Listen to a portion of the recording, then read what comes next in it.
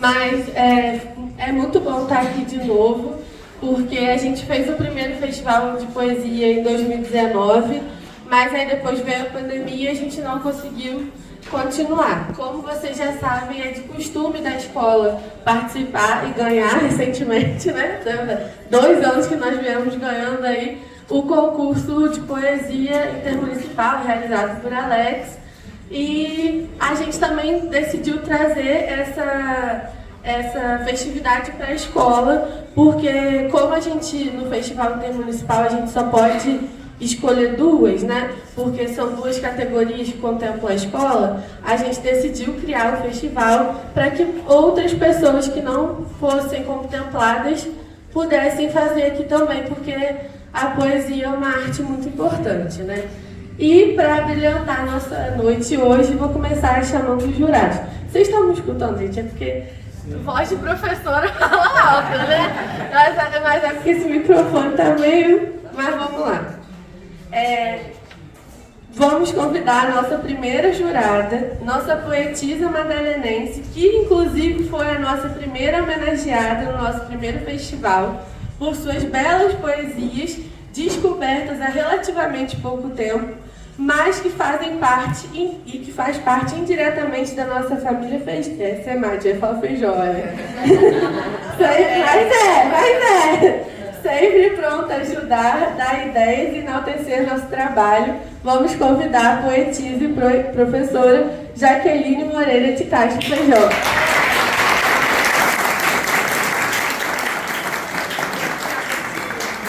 Gente, não adianta, o Feijó sai, porque te odiando tudo que alguém faz bem, ela vira e fala assim, tinha que ser Feijó. Aí fica na minha cabeça. Aí eu falo assim, eu te adianto, se eu for na rua e perguntar quem é Luísa Feijó, ninguém vai saber. E todo mundo só sabe quem é Luísa Merino. Aí ano passado, no começo do ano, quando eu comecei a dar aula aqui, Tia Odilene tirava todas as vezes que eu botava Luísa Merino, ela tirava e botava Feijó. Aí eu falei, ninguém me conhece assim, gente, mas é Feijó no sangue, né? Agora também vamos convidar outro poeta madalenense que no passado foi presidente do Grupo de Incentivo Artístico e Cultural de Madalena, GRINARC, exímio professor de História por longos anos em nossa cidade, o professor Nelson Neves Saraiva.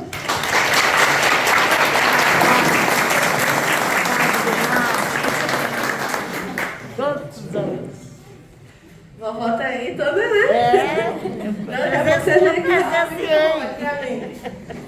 Agora também vamos convidar uma outra poetisa madalenense muito importante pra gente, porque é jovem, porque faz poemas maravilhosos, já foi premiada, tem livro e tudo também, Maria Duarte.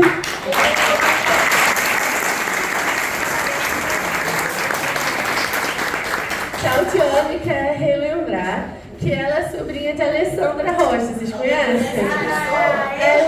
Mas se for a Lelê, aí todo mundo conhece, né? Ela quer falar que a Lelê foi Miss Madalena. Todo mundo que está no SEMAD há mais de um ano já conhece essa história, né, tia Lelê? Ela fala isso toda hora.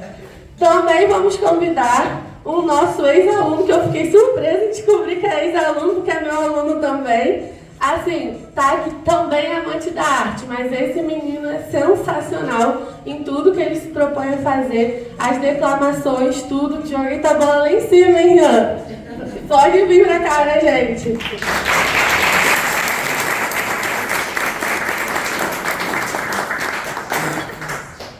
E por fim, convidar um cara que é muito parceiro da nossa escola, que sempre está convidando a nossa escola para todas as coisas culturais, todos os eventos, que está sempre junto com a gente, chamando a gente. Inclusive, amanhã vamos lá prestigiar a Joana no Alto, né? Que ganhou o Festival de Poesia aqui de Madalena, mas que é uma pessoa também que minha mãe amava muito por tudo que faz de incentivo à cultura, que é o professor Alex.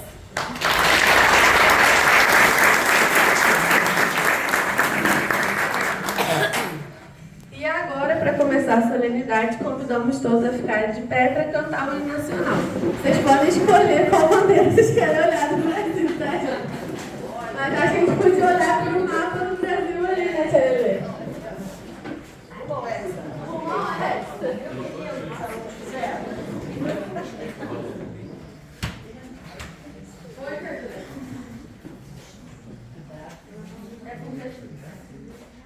Estou.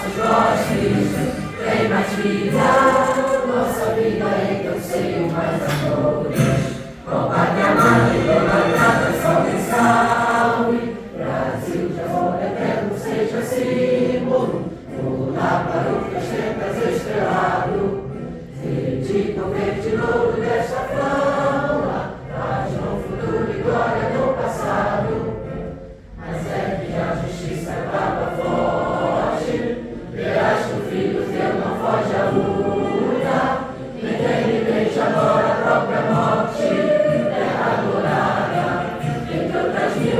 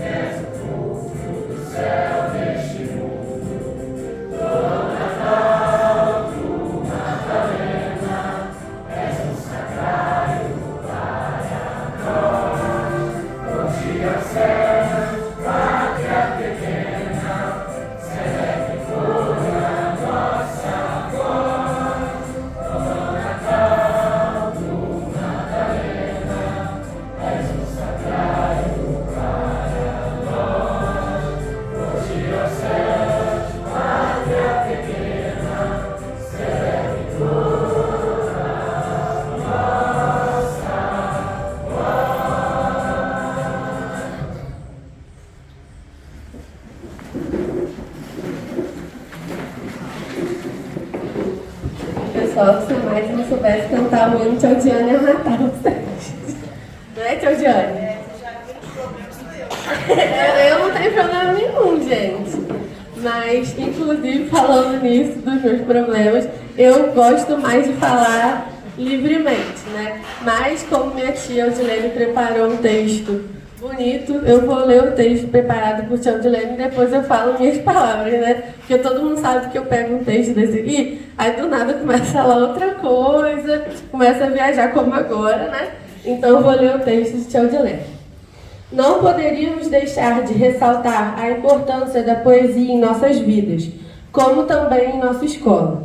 O mundo precisa de mais poesia, a começar na sala de aula. Segundo o escritor Ferreira Goulart, é preciso oferecer poesia desde a infância, além de outros livros que tornem a leitura mais agradável e a transformem num hábito. Com isso, o SEMAD vem incentivando nossas crianças desde cedo a conhecerem o universo poético, apresentar-lhes livros que despertem o prazer à leitura e à escrita. Poesia acalma e, ao mesmo tempo, nos instiga a sua interpretação. De forma descontraída e incomum, a poesia em sala de aula estimula a aprendizagem, leitura, interpretação, criação e reflexão, despertando nossas emoções. Isto porque os textos poéticos exigem muitos cuidados quanto à leitura, no que diz respeito aos significados das palavras e à pontuação, o que faz com que um aluno exercite mais a sua mente, desenvolvendo e enriquecendo seu vocabulário gradativamente. Dessa forma, nossos alunos vêm ampliando seu universo de palavras com leituras e releituras de textos poéticos, abrindo suas mentes às interpretações de textos variados. Quanto mais cedo a criança tiver contato com os textos poéticos, mais chances ela terá de se desenvolver-se intelectualmente dentro de uma maior escala. A poesia amplia visivelmente as possibilidades de o aluno vir a comunicar-se e expressar-se melhor, tornando-o mais receptivo a conhecer outros gêneros literários. A poesia tem o dom de nos enriquecer com palavras, ao mesmo tempo em que brincamos com elas. Desta forma, a poesia pode prevalecer em nosso cotidiano como uma importante ferramenta de ensino, nos proporcionando um equilíbrio em uma sociedade que se apoia em conhecimentos científicos. Enquanto os conhecimentos científicos e técnicos nos deixam em terra firme, a poesia nos permite voar, ultrapassando alguns limites do nosso entendimento costumeiro e humano. E aí, esse foi o texto de tia Odilene, e agora eu vou dar minhas palavras. Quando todo mundo acho que sabe, pelo que tia Odilene fala, pelo que minha mãe falava, que eu amo ler desde criança, né? Mas eu odiava a poesia. Eu achava a poesia uma coisa tão sem nexo para as pessoas que só eram muito inteligentes, que sabiam palavras impressionantes, e aquilo ali não era para mim. Porque é muito mais fácil ler um texto em prosa, não que os textos em prosa sejam menos importantes que a poesia. Mas eu olhava para aquilo e falava, meu Deus, como é que eu vou entender um negócio desse, gente? Essa palavra que nem existe mais, tipo, cheio de texto, cheio de voz. O que é voz? Voz nem existe mais, né? Como eu sempre falo nas aulas de português.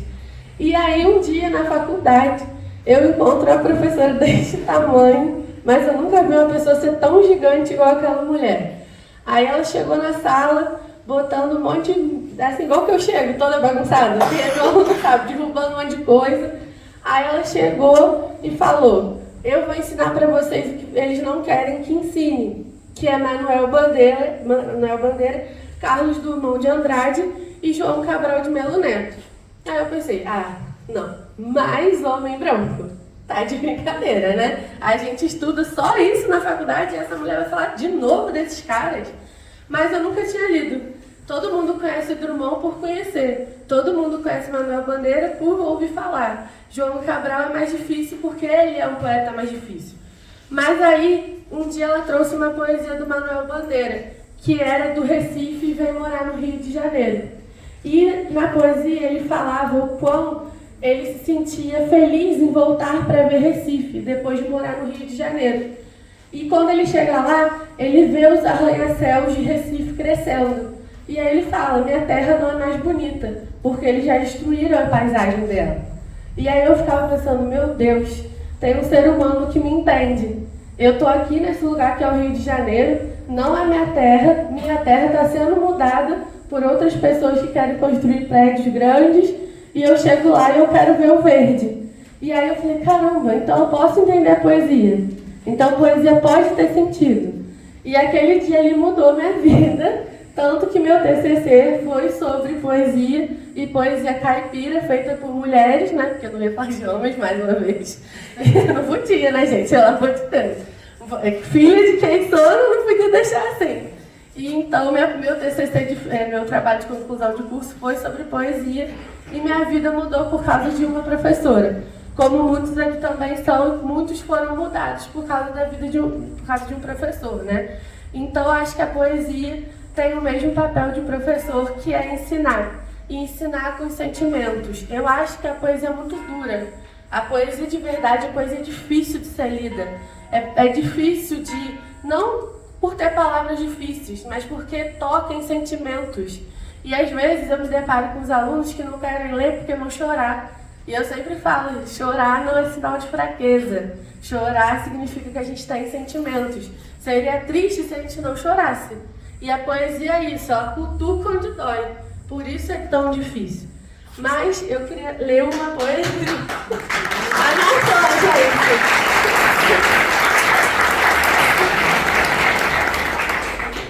Antes de continuar, eu queria ler uma poesia que, por incrível que pareça, eu aprendi em Pantanal, né? Que todo mundo que é meu aluno também sabe que eu amo a novela, o remake, né? Porque acabou, fiquei muito triste, gente. Chorei 1 hora com aquela novela. E aí, o que acontecia? O que aconteceu? Eu já conheci esse poeta por causa da faculdade. Só que aí a Juma, aprendendo a ler, me aparece com este livro. Aí eu falei, vou ter que comprar, né? Se a Juma tá lendo, eu também tenho que ler. E é do Manuel de Barros, que é um poeta que vai trazer a natureza com um senso de pertencimento. E eu acho que é incrível, porque ele fica o tempo todo querendo falar que ele queria ser rio, que ele queria ser terra, que ele queria ser um sapo, que ele queria se enfiar no meio da natureza e se transformar em natureza. Ele não quer riqueza, ele quer o que a gente já tem e está destruindo. Então, acho por isso a relevância dele. E antes da gente continuar, tinha alguém para me matar? Eu vou continuar aqui com o meu discurso. Vamos lá. O apanhador de desperdícios. Uso a palavra para compor meus silêncios. Não gosto das palavras fatigadas de informar. Dou mais respeito às que vivem de barriga no chão, tipo água, pedra, sapo. Entendo bem o sotaque das águas. Dou respeito às coisas desimportantes e aos seres desimportantes. Prezo insetos mais que aviões. Prezo a felicidade das tartarugas mais do que as dos mísseis. Tenho em mim esse atraso de nascença. Fui aparelhado para gostar de passarinhos. Tenho abundância de ser feliz por isso. Meu quintal é maior do que o mundo. Sou um apanhador de desperdícios. Amo os restos, como as boas moscas. Queria que minha voz tivesse um formato de canto, porque eu não sou da informática, eu sou da invencionática. Só uso palavras para compor meus silêncios. E eu acho que é muito sobre isso, né?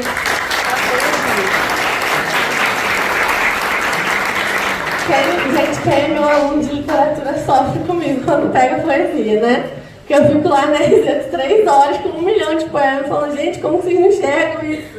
Mas, enfim, pensando nessa invencionática, nessa forma de ver o mundo de outra maneira, para dar seguimento ao nosso festival, eu vou puxar uma outra poeta contemporânea que todo mundo deveria conhecer, que é a Conceição Evaristo, que ela criou um termo que se chama escrevivência. Ela é uma poeta negra que veio de Minas e lutou muito a vida inteira dela, e ela criou esse termo para poder dizer que é muito fácil, quando a gente tem o mundo, falar sobre o mundo, mas ela passou por momentos muito ruins. Então ela não queria tirar o corpo dela da poesia, ela queria ser a poesia. Então a escrevivência para Conceição Evaristo é escrever o que a gente vive.